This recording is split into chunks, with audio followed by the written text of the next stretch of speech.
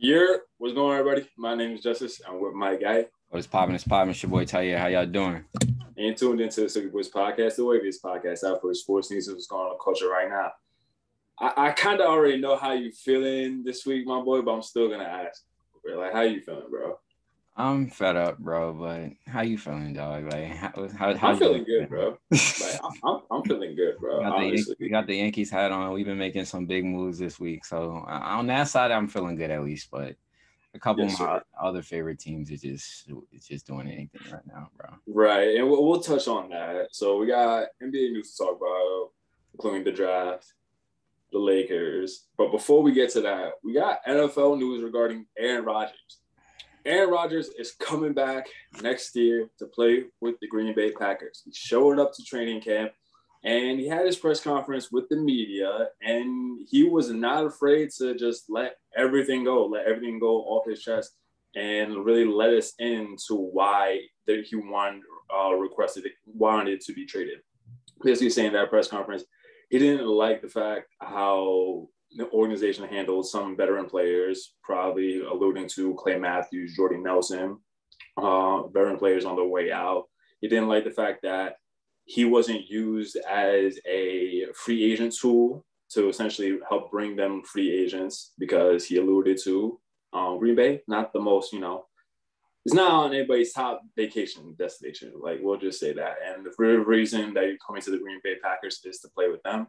And it was just ultimately more, not even just a money thing, but more just as a respect thing overall. He felt like he was just disrespected by the organization for these past couple of years, and understandably so. If you win a Super Bowl, you won multiple MVPs for that organization, you should have a say-so, or at least be somewhat consulted in what direction the organization is going to be moving in. Exactly, especially if you're Aaron Rodgers, that's like afterthought. I feel like if I'm a organization or front office, like this guy should be in on all the talks that we're having, because like at the end of the day, he's gonna make sure it goes right. So if he needs the pieces or whatever system he needs there, I would hope that I would give him insight. But what organizations like the Packers and like the Cowboys, sometimes these like franchise story organizations like, no, we're the prize here. Like, you can either get with it and we're going to still be the Packers if you're not here. And they feel like that because they only had three franchise quarterbacks their whole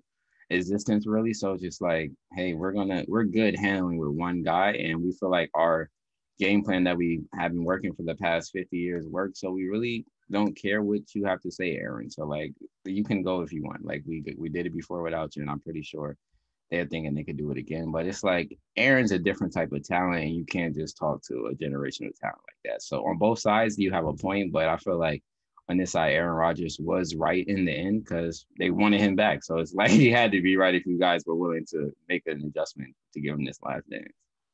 Yeah, and at the end of the day, both sides did have to come to a compromise. The Green Bay Packers did have to restructure his contract the last couple of years of his contract. So now he'll become a free agent after 2022. And this is an interesting part because he posted on his story the image of Mike and Scotty from The Last Dance, and so did his favorite wide receiver, Davante Adams, did too. And Davante Adams, he was displeased with the Packers organization because he felt like they didn't offer him the big enough bag, as being the best wide receiver in the game right now. So it's looking like those two guys are out the door. It's just really just a matter of just waiting at this point. And so it'll be interesting, like, okay, where do these guys go? Or if they're going to team up potentially on another team, let's say like the Raiders. Yeah, I could see definitely the I know the Devontae Adams Raiders connection is with him and Derek Carr being college roommates and stuff. So everybody's saying like if he's to leave the Packers, he's probably going to go there. I hope the Jets hopefully try to get their hands in that after a successful 1 year with Zach Wilson. If he proves that he can be a talented quarterback that just needs an asset to be that guy, Devontae Adams could come fill that role like Stephon Diggs did for Josh Allen. But I like the Raiders for Devontae Adams, really, but Aaron Rodgers is really the Broncos after this season for me, bro. That's where I'm going. If that defense shows me that they're on the caliber that they've been in the past, and Von Miller comes back off the injury looking like Von Miller of old, and Patrick Surtain's looking like a shortstop shutdown corner Then if I'm Aaron Rodgers and Jerry Judy's improving another year, Cortland Sutton and them gelling, that's my destination after this season.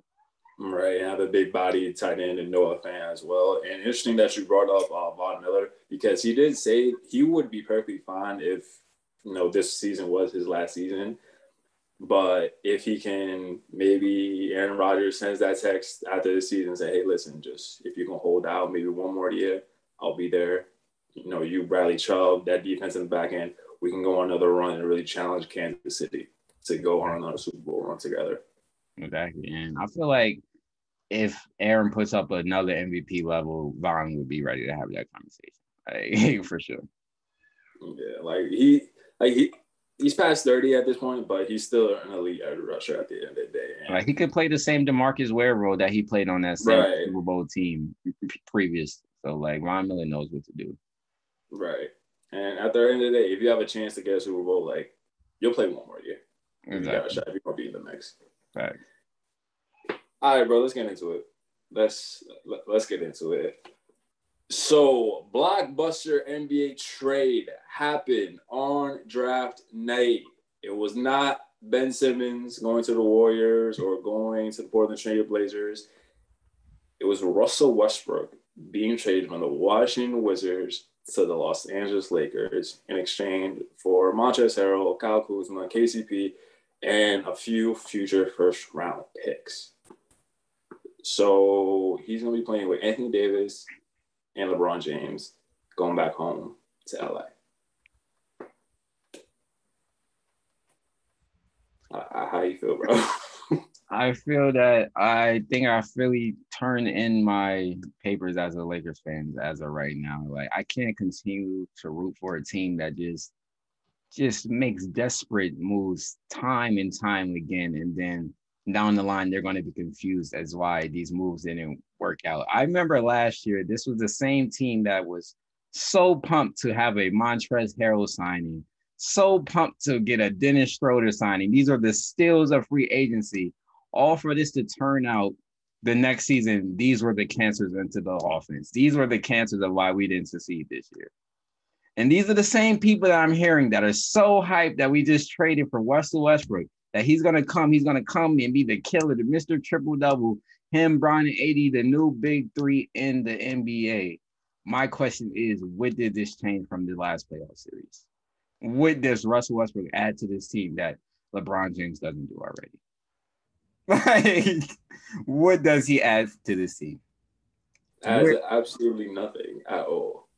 Where's the spacing going to be on this team? And you're telling me we're going into a competition. You're telling me this is the team we're taking into. Anthony Davis is your best shooter, and you're going against Kevin Durant, Kyrie Irving, and James Harden. Good luck with that. This is not the 1980s. This is 2021 basketball, guys.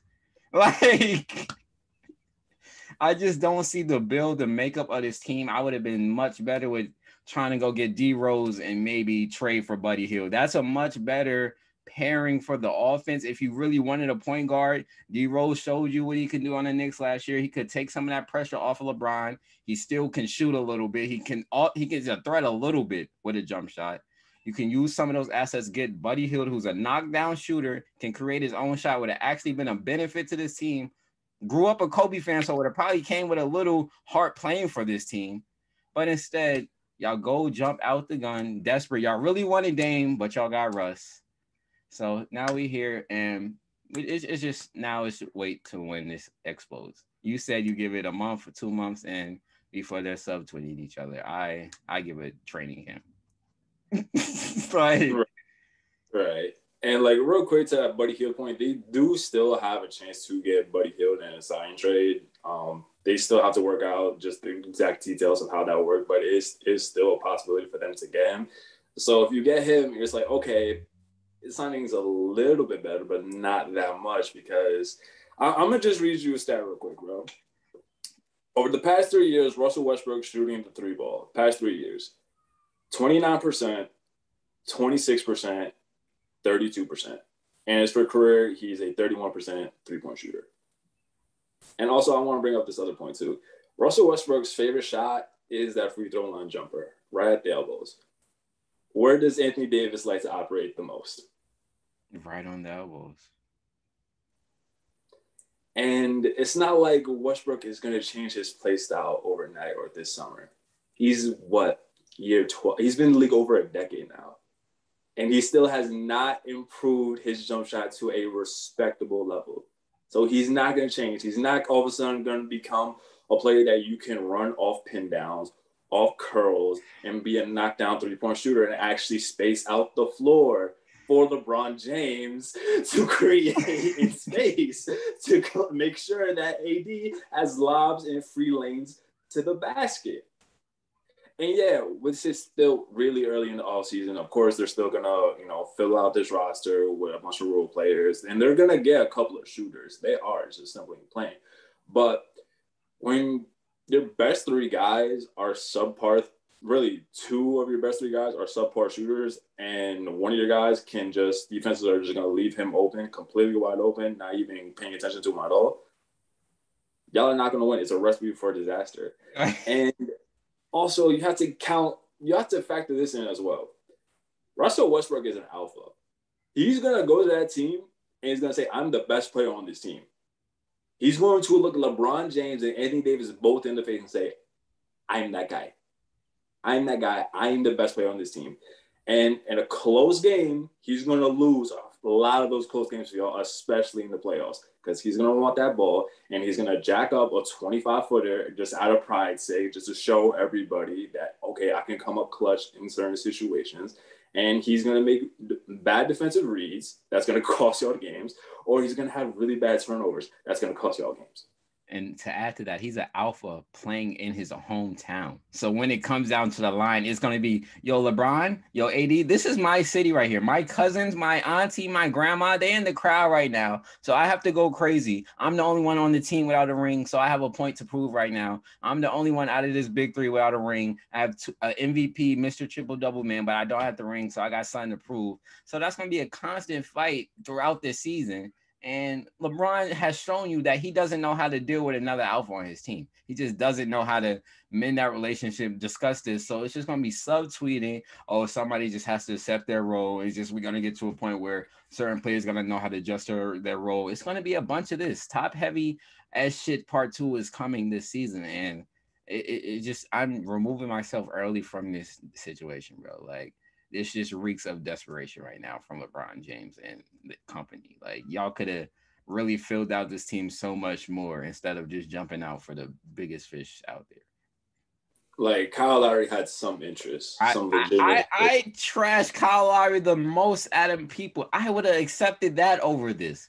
At least he can shoot the three occasionally, has a mid-range game. At least he can space the floor a little bit. You have three guys that are going to be taking up the paint. Like, they can really build the wall, and that's the end of the game. Like, what else are we doing? And we saw how LeBron was looking at the end of the playoffs. That's still a factor that people are not, and that are we forgetting right now. Like, it's not the same LeBron James that we've been expecting. I'm giving him the benefit of the doubt that he's going to try to come back different next year, that he's going to be at least a little healthier next year, but it's still going to be an aged LeBron James. So if the only way I see this work is if LeBron is committed to a jump shot, and he's going to play that secondary role, where he's going to be the guy knocking down those important jump shots. And we're supposed to say year 19, 18, LeBron's going to be the knockdown jump shooter in the game. I don't see that just coming year 19.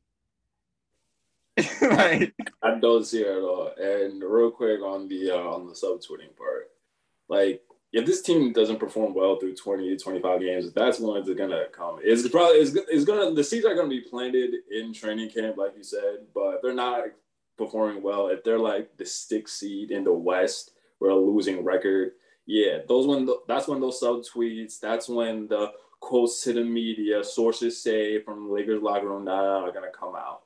And you're going to be in a situation now where two of your best players are now feuding with each other, and AD is going to be stuck in the middle, and that's just going to cause a lot of just tension in that locker room. And all of a sudden, it's going to just implode from the inside. And we're going to do it in media outlets everywhere. Are going to do this whole thing of just, why isn't Westbrook working with the Lakers? This makes no sense. He's a triple-double threat. It's just like, it was never going to work from the start. Because you brought in a guy that can't play with LeBron and AD. That's why it will never work. This team will win between 48 and 50 games, somewhere around there. They'll win around 50 games just based off talent. But once it gets into playoffs, I don't see them making out the second round. Yeah. Because with Jamal Murray healthy, I still like that Denver Nuggets team. If they bring back Chris Paul, I still like Phoenix. And the Warriors are reloaded. The Warriors are building their version of the Suns right now, but Stephen Curry is a killer. like that's what's about to happen right now. They're building young pieces that are going to all fit, plug and play, have different roles. They can defend and shoot. Jonathan Kuminga looks like a young Jaylen Brown, Pascal Siakam mix that's going to come and fit into that offense. So just like the Lakers, y'all really backsliding right now. What I said it was going to happen when we jumped out on this, but it is what it is. I just have to come to grasp that it's just we got to deal with this shit, bro. Like, and you're sacrificing your future at the same time. So once the Westbrook's contract is done, once LeBron retires, AD is on the last years of his contract, y'all gonna be back in the lottery. Like, yo, Jason, you want to come sign with the Lakers? We know you were a Kobe fan growing up. Just come sign with us in free agent. No, I'm not coming there. Like, that's what you have to bank on. Just a free agent signing when you had all the pieces there for your future. And you just wanted to force a LeBron championship that you didn't really need, my guy. Like, right, LeBron, you could have took this shit to the Clippers if you wanted to be Mr. LA man. Like, fuck out of here, bro. Like, bringing the one championship to the Clippers means way more than the bum-ass 17th championship you brought to the Lakers, bro. Like, the value of that championship really doesn't mean anything, bro. There's 1,700 Laker greats before you, bro. What did you add to this, bro? Just because you say, oh, I'm a Laker great? You're not a real Laker great, bro. Real Laker greats, believe it or not, are born and drafted by the Lakers, bro. Like, as much as we talk about Shaq and Kareem, but when we talk about Laker greats, we're talking about Magic and Kobe, bro. So if you ever thought you were going to come here and be on that level, you were mistaken, bro. So you could have went to the Clippers. The same people were going to come. AD, they would have traded Patrick Beverly, Scott, Shea, Gilgeous, Alexander, everybody for AD. You could have had the same people. But no, you just wanted to be in the shadows of everybody else. You always chasing somebody else's shadows instead of building your own shit, bro. That's why no more rants today, bro. So last episode, I'm talking about the Lakers, bro. All right, bro. Let's get into the NBA draft. I like this draft. I liked it. I thought it was exciting. I liked some of the pick. A lot of these picks actually for these teams. Real quick, like, what are some players that you really liked in this draft and the situations that they're going into? Of course, you know I like Cade, man. You know the young guy, Cade, number 1 overall pick.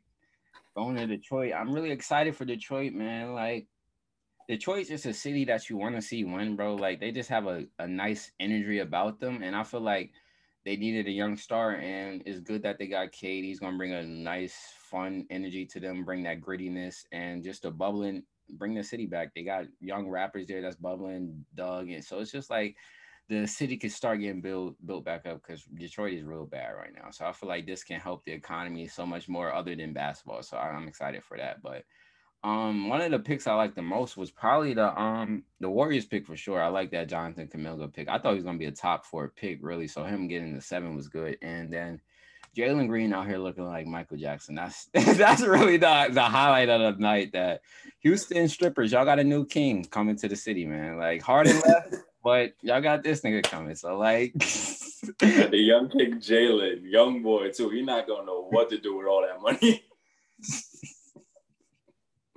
Harden better give him the call, bro, and just let him know what to do, bro. Give him the playbook, tell him who to watch out for, who not to mess with, bro.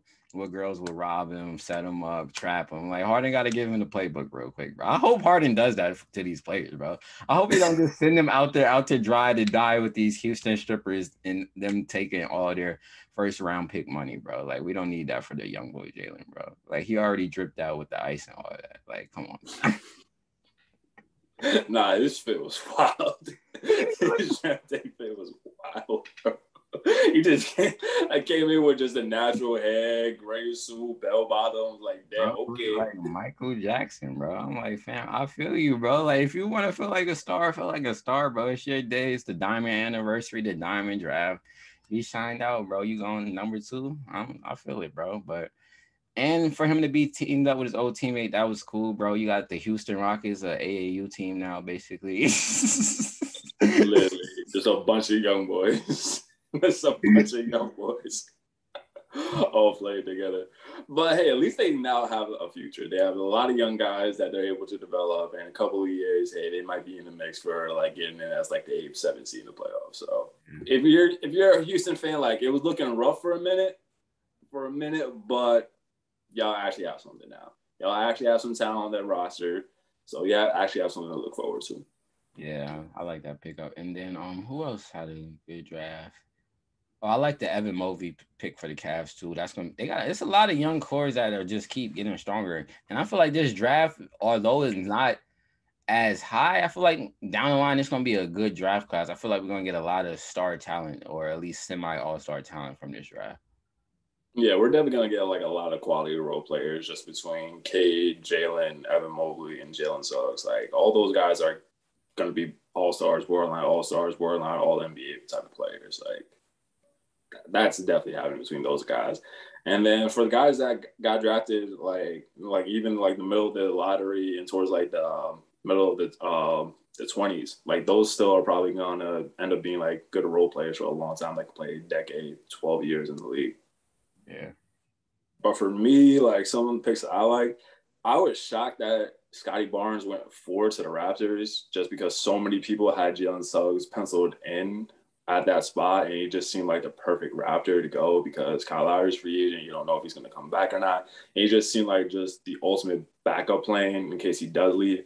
Even if Kyle Lowry stays, he can be someone that Kyle just takes under his wing, help him develop going forward, and for him to just take over that Raptors organization along with him and Fred VanVleet and Pascal as well too, and just immediately bring them back up into playoff contention. But they drafted Scotty Barnes.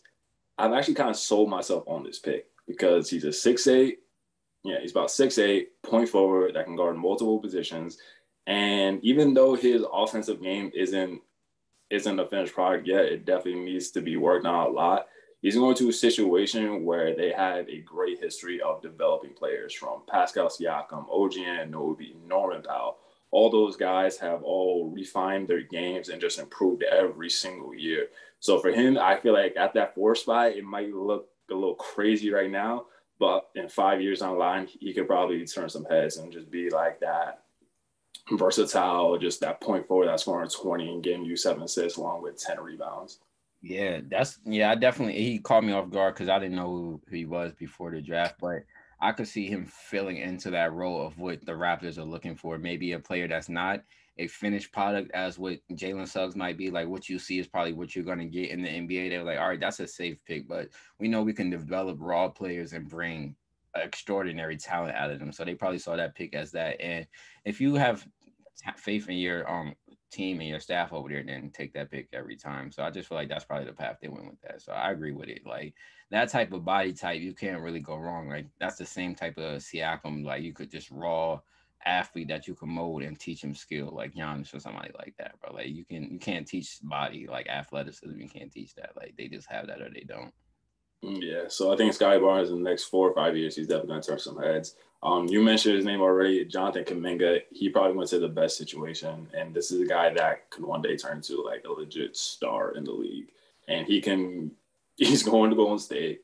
They're going to preach to him about offense and just shooting because that was the one question about him coming into this draft. Is just the offensive game is just not there right now, and he needs to work on defense. He's going on the team with Steph Curry and Draymond Green. What rather two people would you rather have teach that to a young kid coming into the league at 19? Just simple and plain. Like, and he's going to be in a situation where he can come in, impact game, just be that just stable corner 3-point shooter. And even if not, they have a solid option at 14 with Moses Moody too, in case Jonathan Kuminga is just not ready just to play in like those playoff games and just not be in the rotation. And so he's a guy that can play right now, but most likely develop him for the next 4 or 5 years and let him take the reins eventually. Yeah, I like what you said. Like, I like just what the Warriors have building right now. I just like how they were able to pivot from their dynasty and just know that, okay, we don't have to blow this completely up. We could still work around young talent. Because if you think about how they got beat was by the Raptors, a team that was developed, young talent, and then they grew together. It was chemistry. So I feel like they learned a little bit from that. They saw what the Suns did in the playoffs this year. They saw what the Bucks did. And I'm like, yeah, that buying the talent, it hasn't been working in the past 3 years. So like, let's grow our talent, mature it, give them our championship sauce that we have. We got Draymond, the stern leader that's gonna really talk to you like a pops, and then Steph will gonna comfort you like a mom or something. That's just like not gonna yell at you, but still give you that star treatment and just tell you how to go. And then you got the fun Uncle and Clay that's not gonna really tell you to take this too serious. Like, just have fun out there, bro. So it's like it's really the perfect situation for a young kid to come growing, bro. Facts. And like I said, he's just gonna end up being a star. Like he obviously some things got to go his way, and like he's gonna have to want it, but I think he will. They have a young core, bro. The baby Warriors have a chance to be the next up, bro. Him, Jonathan Wiseman, and fucking Jordan Poole. They have a young core right now that can really take over after Stephen and retire, bro. Don't forget that boy Miko too. Oh yeah, they got a bunch of the young Warriors, the young Justice League, bro.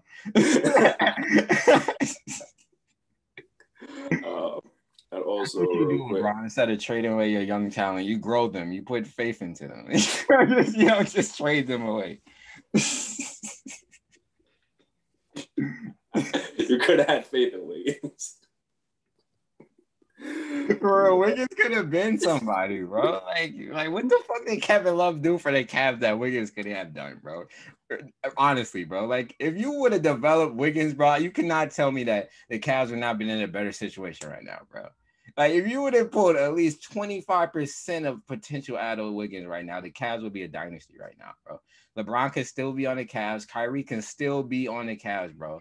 Like, because Kevin Love really wasn't a dynamic factor for the Cavs like that. And that's why LeBron was so willing to leave, bro. If LeBron was able to be a teacher a little bit and just pull a little potential out of Wiggins, they could have been chilling right now, bro. Wiggins is defending, scoring. LeBron don't have to exert that much energy. He can go guard Kevin Durant, go guard Giannis, and LeBron is just chilling on the defensive end, bro, and getting buckets whenever he needs. And he just didn't have to go and be a overprotective overbearing ass parent on Kyrie. They could have worked out, bro, but it is what it is, bro. LeBron once again blowing shit up for the moment, and then just like, oh, I did that. I'm out of here. Like,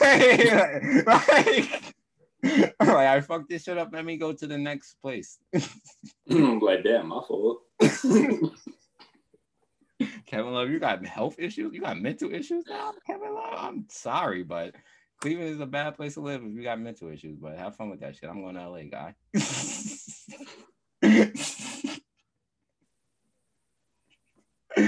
Kevin Love said I'm depressed and LeBron left him, bro. Like, what the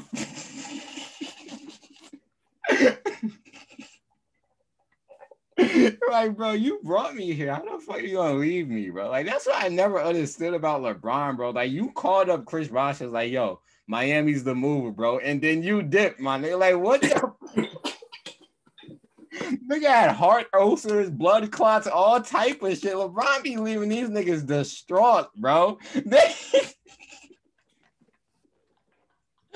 Nah, he's gonna leave AD heartbroken, bro. That's the real doc we need, bro. Surviving LeBron James, nigga. Fuck the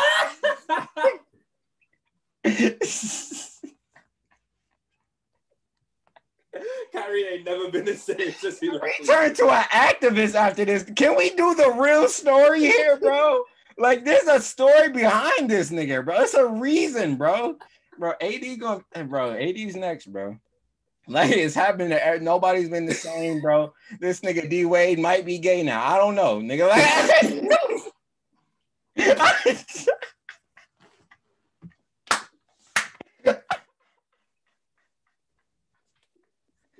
You're painting his nails, bro. Your son is trans. You don't have to be that shit too, cuz like you could accept that nigga without doing all that shit, bro. Like, it's wild out here, bro. That's why Bronny be smoking on the side. This nigga LeBron is just a cancer to whoever he's around, bro. Like, niggas do not like this nigga, bro.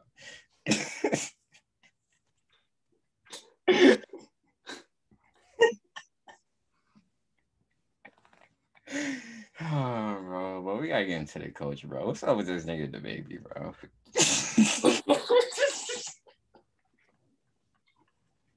I don't even know, bro. Honestly, like I saw it like just trending or whatever. But I was like, DaBaby not even on my radar like that, so I just completely ignored it, bro. Honestly, I was just like, all right, cool, whatever. Like DaBaby wilding out again.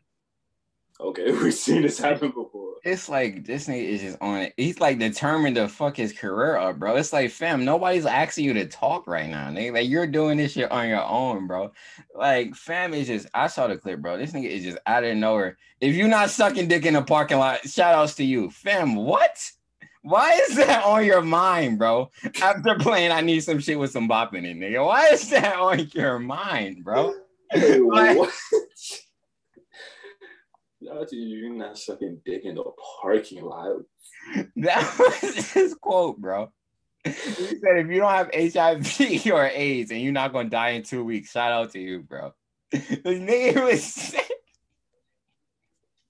Okay. It was like the most like, damn, why are you saying this shit right now? What provoked this? Like, just after Suge, nigga just went into a rant about this shit, bro.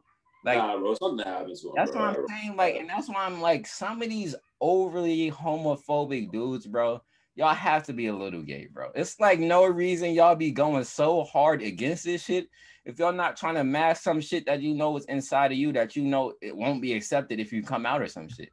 So you just gotta attack it at any time you have to do, bro. Like, it's no reason after this shit, this nigga T.I. is coming out like, if Lil Nas X can kiss niggas on TV, then DaBaby can say what you want to say. What? Nigga, how does that correlate, bro? How the fuck does... like, what? I mean, he's not wrong. DaBaby can say whatever he want to say. Yeah, he has that right. And he gonna say whatever is on his mind. Nigga, no, you cannot correlate me kissing a nigga to being homophobic. No, nigga. Yeah, but I don't see the correlation. Like, that's like saying because I'm black, this nigga has the reason to be racist. No, nigga, that's not you can't do that, nigga. There's an issue with that, bro. There's something wrong with that. Like, and that's my problem with these activists, these black activists, bro. You can't just be an activist for black shit, bro. Like, you can't just be like, oh, we want to free black people, or every time you get in trouble, like, oh, just another time they're trying to take a black man down. No, nigga, this is not them trying to take a black man down. You just said some dumb shit, and then you using that as an excuse just diminishes what we try to have going on outside of the cause, bro. And like, nigga, we can't have that, bro. So like, if you doing goofy shit, you got to get the fuck out, bro. You can't not be a representation of what we got going on here, bro. And it's just goofy shit after goofy shit with this guy, bro. And it's like, fam, we're not even looking for this, bro. Like, you're just jumping out the window giving it to us, bro. Like, I don't follow you. Like, I don't even like nothing with you, bro. I've been off you since 2019. You're run, bro. After that, it was nothing else. You didn't give me nothing else different. So it was nothing for me to stay there for, bro. And now I think you're seeing that you have nothing else to give us. So now you're reaching for the antics before. Because before it's, I don't need nothing. I don't do no press. I don't talk to nobody. Now it's, oh, I got to explain myself. I got to do this. I got to do that. If you don't care, you wouldn't be talking, bro. Like, if you have nothing to talk, if you have nothing to worry about, you be silent as a bitch. The people who's doing the most talking is hiding something, bro. And you're hiding something, bro. And then just cut it out, bro. Because, like, you jumping on the stage is going on a rant. That there's something else there, bro. Like, it's something else that you always fighting your fans, bro. Like, you are clearly traumatized from some shit, and you've been through some shit to be traumatized about, bro. So if that's the case, come about that and speak about that in a different way, and you're going to be accepted about that, bro. And it's going to help other people. But you just fighting this shit, doing all this goofy shit, it's just going to keep spiraling, and you're going to isolate yourself and have no fans to come and help you no more, bro. So these core little fans that you think is following for you, these little kids that just go with all the dumb shit that don't really care about shit right now, bro. And when they grow up, they're not gonna be there no more, nigga. You're gonna just be that old corny nigga, the baby nigga, bro. So just like, stop living in the moment, bro. and cool out, bro. If you're not gay, you're not gay. That's it, what it is at the end of the day, bro. Like, if you're not gay, it should not bother you, bro. More bitches for you. Like, bro, that's the thing I don't understand. Like, people are like, will go so hard, will be just so homophobic. even though it doesn't directly affect them at all. At all. So it's just like, well, why are you going so hard for this thing if it doesn't affect you? But like you said, something must have happened. Or like you must have thought some type of way, or someone may have caught you doing something to make you just go, nah, that's not me, and just go so hard against it. Like, dude, like if you get cool. Like, not that many people are gonna care about it, bro. Bro, it's like the fucking police chief on the fucking wire. He was the most biggotest guy there, the most racist asshole there the whole time he was gay, bro. He was doing all that shit because he was trying to hide himself being in gay bars all on the weekends, bro. And that's what it really be, bro. These dudes be on the low, down low, and this is just my bravado I gotta put up. It's the Aaron Hernandez case, bro. That's all this is, bro. This is just a precursor to all this shit, bro. That extra tough shit, it's just you not being accepted into this community. And it's fucked up because y'all don't know, y'all part of the LGBTQ community, y'all fighting this shit so much is the reason why you hurting so much, bro. Like if you just come out and accept it, you would have to not have to deal with this shit no more. But they don't see it like that, bro. They're saying the more I fight it, the more it's gonna keep away from me, you know. Once you accept it, it gets so much easier, bro. Obviously, like, okay, it'll be trending for like a week, but after that, it's like, all right, cool. You still a killer ass nigga. Like I'm still not gonna fuck with you, bro. Like you still. Yeah, but at the end of the day, it's like, okay, cool, you're that. Like, again, we're not gonna care in a week, bro. Like you still got all this shit. You're still you, bro. Like nothing. Like you still, like you're not gonna lose any of your endorsements. Like you're still gonna be booked for shows. You're still gonna be working with artists. Like that. None of that is gonna change, bro. Like at all. But whatever, bro. Honestly. Yeah, but that was Rolling Loud, bro. That was just the highlight of Rolling Loud, bro. Rolling Loud was wild. Just seeing those clips. Like, did you see the Playboy Cardi? Yeah, bro. That was wild. Yeah, bro. I saw his Lollapalooza shit yesterday. They were even more crazy. And it's just like, and now I'm seeing everybody from that Rolling Loud shit is catching COVID now, bro. I'm just like, fam. Like, yeah. Like, why are we heading back to this cycle, bro? I'm telling you, bro, if we go to another lockdown, bro, it's coming. I'm not just sitting around, nigga. I'm starting a cartel or some shit, bro. Like, I'm jumping off the porch, nigga. Like, I'm not just like I'm getting into it with something, my nigga. Like, yeah. Nah, but it's coming, bro. CDC said, hey, even if you're fully vaccinated, we recommend you to still wear masks indoors, bro. It's slowly coming, bro. It's gonna be here probably about like I don't fuck with. Don't put some shit that y'all are so hyped to tell me to get so I can take my mask off and then now be like, oh yeah, put that shit back on. I'll be sick as fuck, my nigga. Like you wave this shit over my head saying, hey, if you get this shit, you can be outside, you can have your fun, and you don't have to worry about this shit. And now I got it, and now I'm still gonna have to go back to the other. I would be sick as hell right now, bro. But that's another discussion for another day, bro. Y'all stay safe. But I did want to say, bro, shout out to Simone Biles, another one stepping out on her thing. We was talking about mental illness again with the Naomi Osaka thing. It's just good to see this young group of young goats we got right now that they not about the bullshit, bro. Like they know they holding power. They know what they not gonna let y'all get away with, bro. Like they just not gonna let y'all to continue to just think they a pawn. They gotta do what you gotta do. If I'm not feeling right, I'm not here, bro. So, and she deserves that right, bro. She's the GOAT at her sport, bro. If I don't want to participate, I'm not here, and I commend her for that. And all y'all going at her, y'all can really suck a dick, respectfully, disrespectfully, all that. like real shit. She fighting for shit way more bigger than what y'all talking about right now. Like, if y'all really want to get into the details of what she got going on, we could do it, but we don't have to do that shit, bro. So if y'all really criticizing her, y'all crazy. It's crazy that she even decided to compete 8 years ago. Like, what the fuck is y'all talking about? And like, it's wild that like people think like Olympic medal like actually means something. That's the funny part.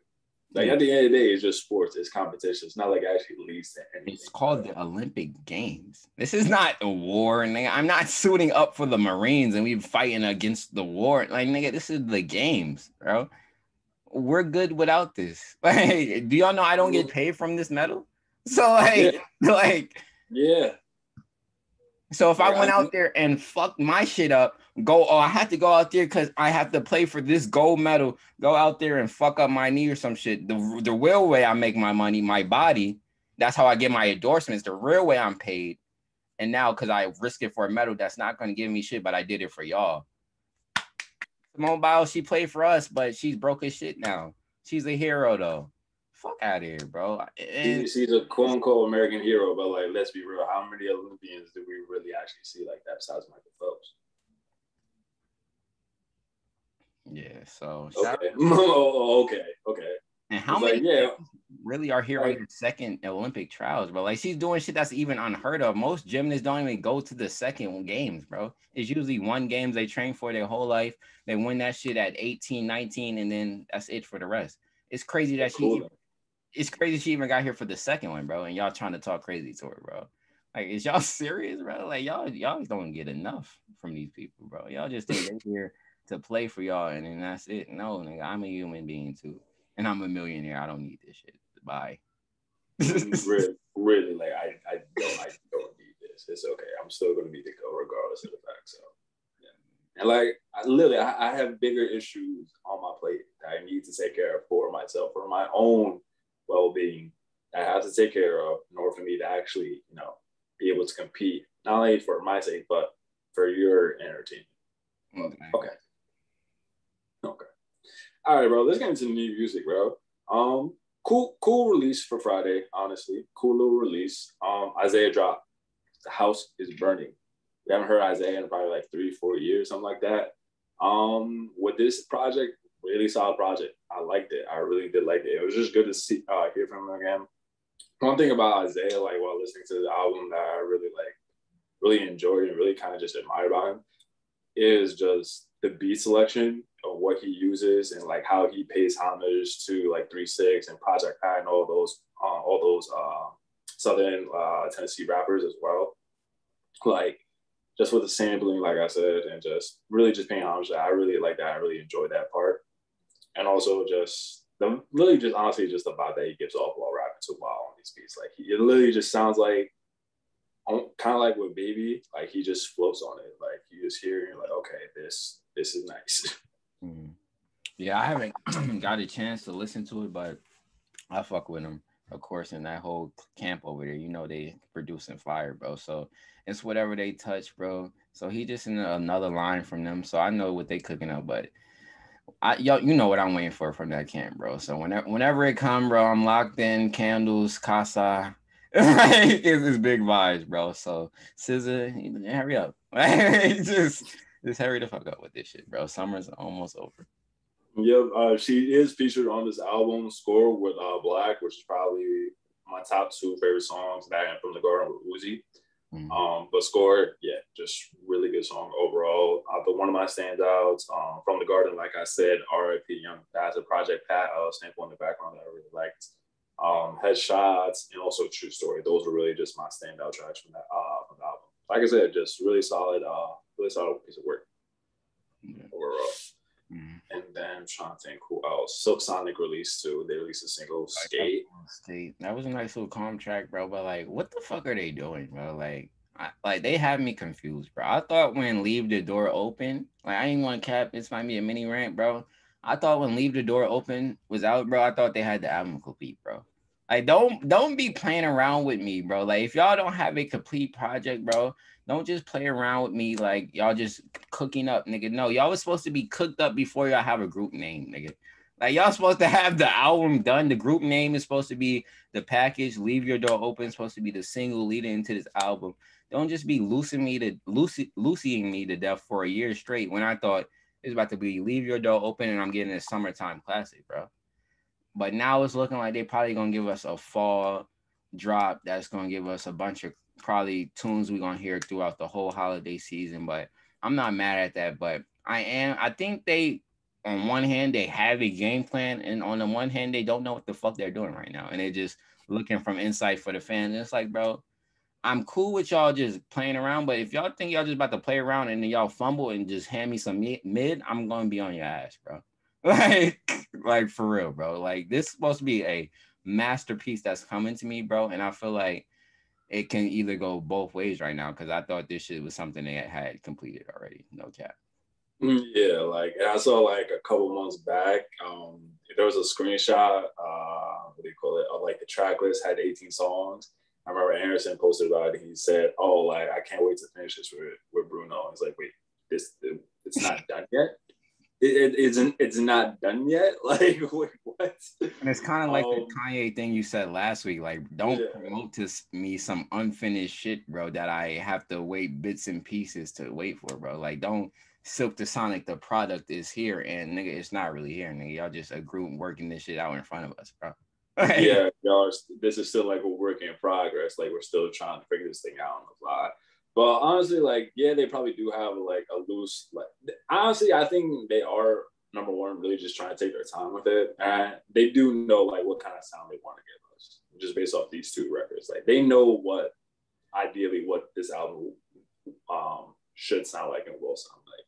So I think for them, it's really just taking their time, you know, and like I said, just trying to produce like a true classic album.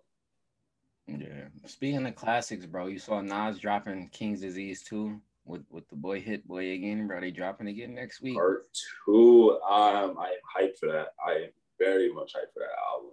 I mean, we getting the Nas and Kanye on the same day, bro. If Kanye drop on his supposed drop date, man. We'll see. We'll see. Yeah. Who else was supposed to drop? Push leaked something in the Pop Smoke Faith album that he was going to drop this year. So just waiting on that. So. Oh yeah, and then we got the Diddy release date for, I forgot what he called his album, but he's supposed to be dropping in September. So we should be getting a lot of albums coming in this August to September run right now. And I feel like as much as we've been talking, I know I've been saying this for a year plus, I feel like that stretch is where we finally get the Drake album, bro. I feel like the August to September stretch is where he comes, bro. It doesn't go past that. Like, it might go into October. Yeah, I feel like if Ye drops in August and then he lets Diddy drop, I feel like then he might just be like, fuck it, I just gotta do my fall by, bro. But it's like, nigga, you told me you were about to run the summer with this shit, bro. So it's just like you like run you off your posters. You how, nigga? You are the GOAT, nigga. You are the post, nigga. Like, tell these niggas get the fuck out the way, bro. Like, we haven't forgotten the trailer that you released on New Year's. Like, we will not forget that. Here we are 6 months later with no project. But it's okay. It's all right. Take your time. It's all right. Do we want to talk about the stadium wars him and this nigga Kanye are having right now, bro? This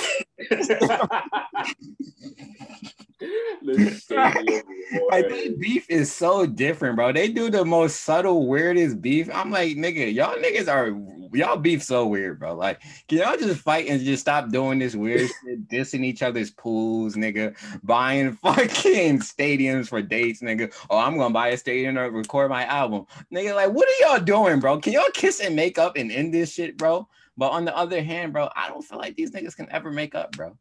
Like, honestly, it can never happen because, like we said last week, bro, your artist is the nigga who disses me all the time, bro. So it's like, nigga, this shit is never gonna work out, bro. Like I can't like be cool with you if your man's is always like dissing me, bro. Like I can't do that, bro. So they're just gonna continue to have this petty rich nigga beef when they really want to be friends, but they can't, nigga. So just like, man, we're just fans. We just stuck in the middle of this shit, bro, and we just gotta listen to these niggas diss each other back and forth, bro. And rent out stadiums. Meanwhile, Kyle Pitts trying to practice and shit. This nigga Kanye making an album, nigga. Like. That's wild, bro. That's wild, bro. Going to practice and all of a sudden you just see Ye watching you, bro, from the sidelines. Like, bro, go back to your room, bro. Go back to your room and finish this shit, bro. Don't be watching me practice right now, dog. You're gonna have a Kyle Pitts bar. You're gonna have some type of Atlanta Falcons bar on that album now, bro. Yeah, Mercedes-Benz Dome, something like that. Atlanta Falcons, yeah, something like that. Yeah, he has to. Like, Kanye is crazy, bro. Kanye crazy. I think that's it for the week, bro. We pretty much covered every topic. Pretty much, yeah. All right. With that being said, thank you so much for watching. Thank you so much for listening. Make sure to like, share, subscribe, do all that. And we'll catch you on the next one. We might be talking Donald next week, or we might not. Who knows? But we were talking King's disease. King's disease that, though. Definitely be a talk, but Kanye do not bait this time. You bum ass nigga. Peace.